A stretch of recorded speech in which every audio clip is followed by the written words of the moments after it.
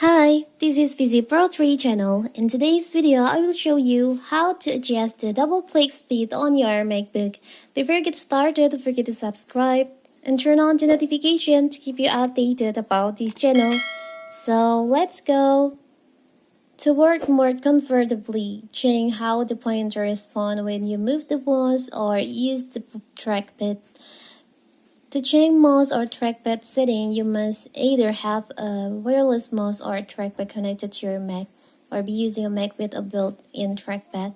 So to adjust the double click speed, you can just open the system preferences and go to accessibility. From accessibility, you can just click on pointer control in here and you can see there is an option to adjust the double click speed. If you want to make it slower, you can just slide to the left like this, and if you want to make the double click speed faster, you can just adjust to the right in here, and you can change the settings, this double click speed, anytime you want. So simple, right? So that is how to change the double click speed on your MacBook.